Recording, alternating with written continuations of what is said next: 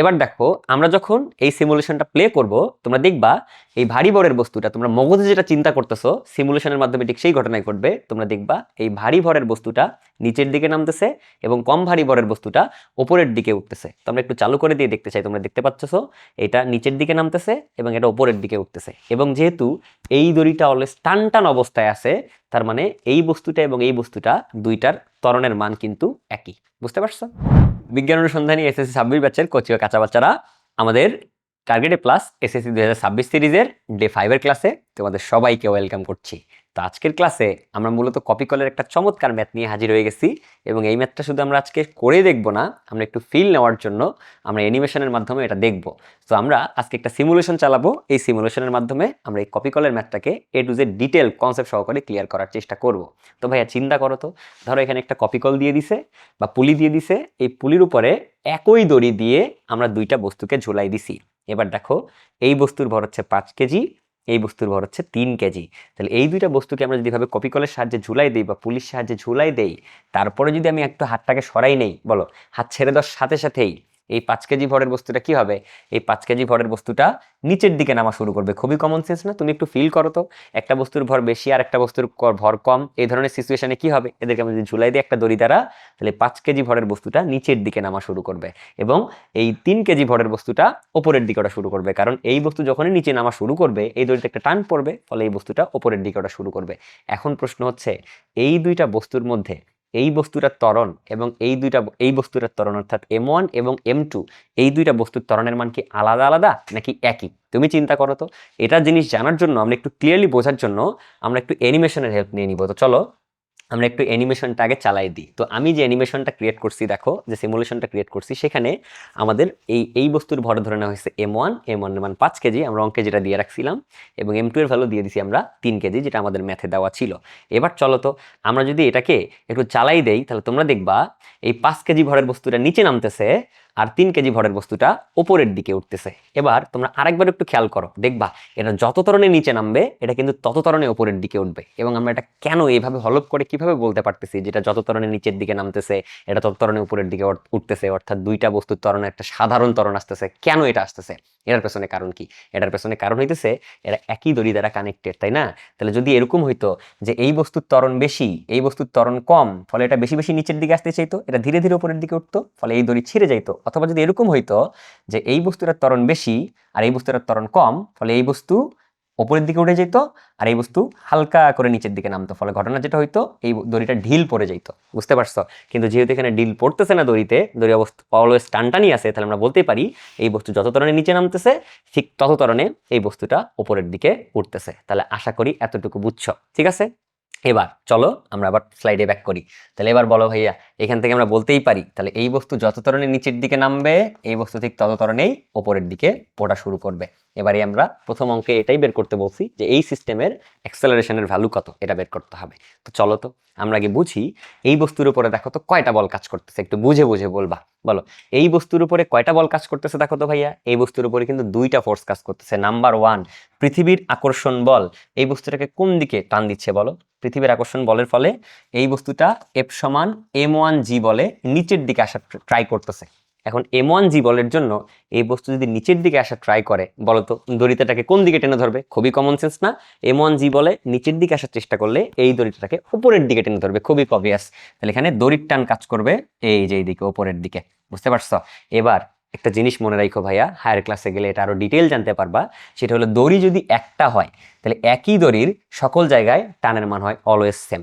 বুঝতে পারছো? তাহলে এই জায়গায় টানের মান যদি টি হয়, এই জায়গায় টানের মান টি, এই জায়গায় টি, এই জায়গায় টি, সকল জায়গায় টানের মান সেম আসবে দড়ি যদি একটা হয় সেই ক্ষেত্রে। ভালো মতো মনে রাখবা। এবার বলো এই বস্তুর ক্ষেত্রে কি অবস্থা?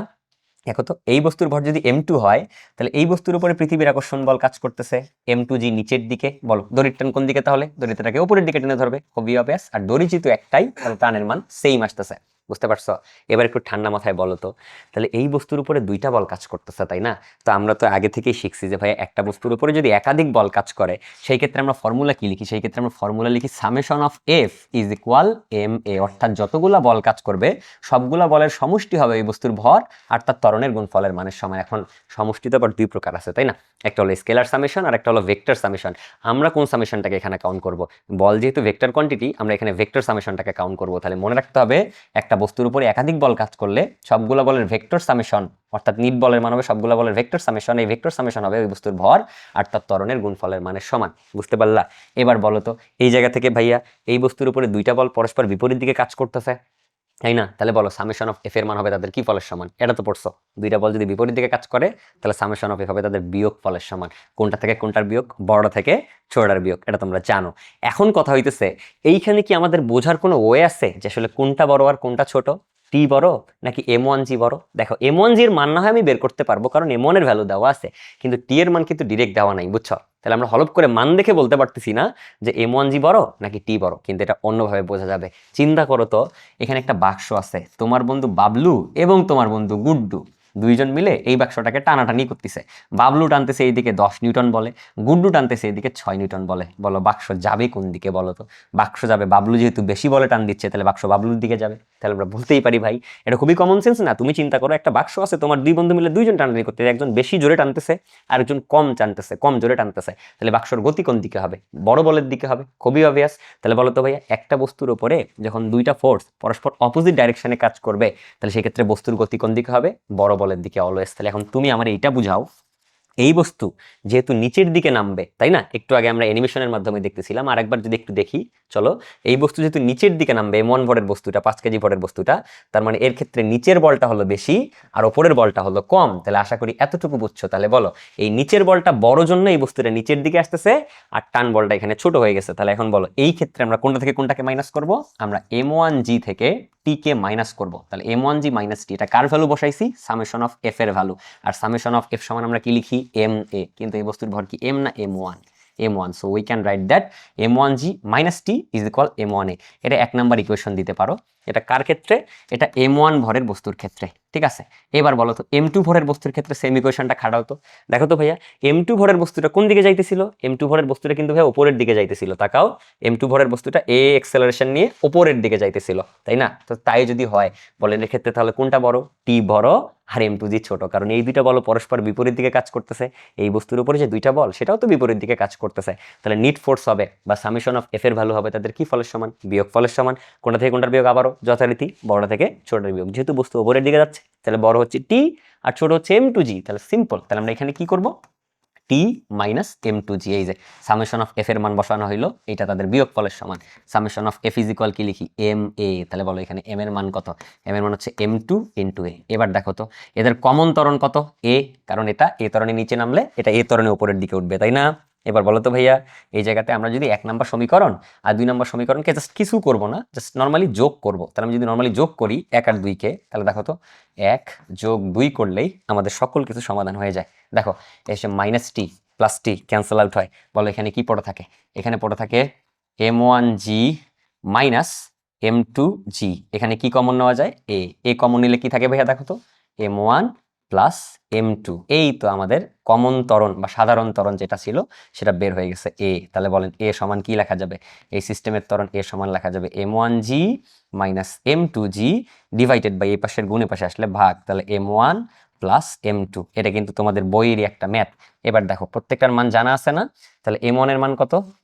এর মান হলো 5 ইন্টু 9.8 আর M2 এর মান হলো 3 ইন্টু 9.8 আর দুইটার ভরকে আমরা যোগ করব 5 প্লাস 3 করলে, ক্যালকুলেশন করলে তোমরা জানতে পারবা, দেখতে পারবা যে এইরকম মান আসতেছে 2.45 মিটার পার সেকেন্ড স্কোয়ার। তাহলে এই বস্তুটা 2.45 মিটার পার সেকেন্ড স্কোয়ার ত্বরণে নিচে নামবে আর এটা exactly 2.45 metre per second square ত্বরণে উপরের দিকে ওঠা শুরু করবে। এবং আমরা কিন্তু সিমুলেশনেও দেখতেছিলাম, দেখো তোমরা যদি একটু দেখতে পাও তাহলে দেখবা যে প্রথম বস্তুর ভর যদি হয় 5 কেজি, দ্বিতীয় বস্তুর ভর যদি হয় 3 কেজি, তাহলে এদের যে অ্যাক্সেলারেশন বা ত্বরণ সেটা কিন্তু 2.45। দেখো আমরা এখানেও দেখাইছি, আমরা আরেকবার সর্বশেষ এটা দেখাই, তারপর আমাদের আলাপ আলোচনায় শিফট করতে চাই।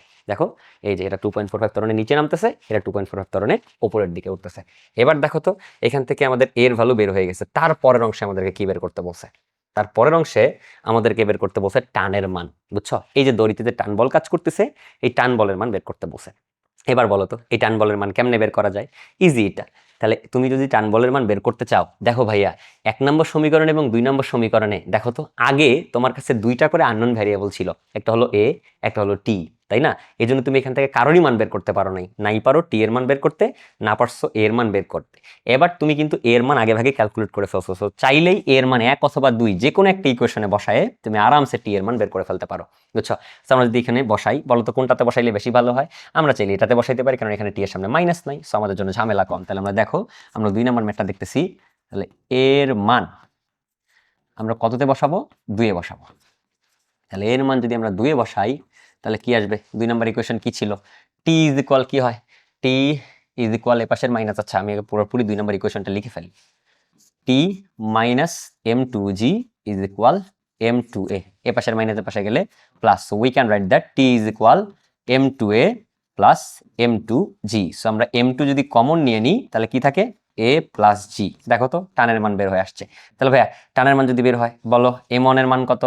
m1 এর মান কত?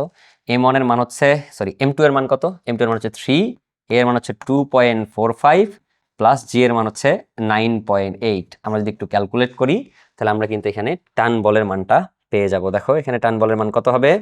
দড়ির টানের মান হবে এখান থেকে 3 ইন্টু 2.45 প্লাস 9.8। ওকে, তাহলে 36.75 এত নিউটন। ঠিক আছে, আশা করি এতটুকু বুঝছো, 36.75 নিউটন। এবার ছোট্ট একটা কথা আমার আছে, সেটা হইলো যে এইখানে এই বস্তুটা জি ত্বরণে কেন নামতেছে না? এটা তো নিচের দিকে নামতেছে, এটা জি ত্বরণে কেন নামতেছে না বলো? তার কারণ হচ্ছে এটা কিন্তু মুক্তভাবে পড়ন্ত বস্তু না। একমাত্র যখন কোন একটা অবজেক্ট ফ্রি ফল বডি হিসাবে মুক্তভাবে, এই যে আমি কলমটা ছেড়ে দিলাম, সেটা মুক্তভাবে পড়ে গেল, এই ক্ষেত্রে কিন্তু ত্বরণের মান কত হবে? 9.8 মিটার পার সেকেন্ড স্কয়ার। কিন্তু এই বস্তু কিন্তু মুক্তভাবে পড়তে পারতেছে না, এই যে দড়ির সাথে ভাবে কানেক্টেড আছে না, উল্টা পাশে আরেকটা বস্তু এখানে ঝুলে আছে না, এই জন্য তার ত্বরণের মান 9.8 না হয়ে কত হয়ে গেছে? দেখো 2.45 মিটার পার সেকেন্ড স্কয়ার হয়ে গেছে।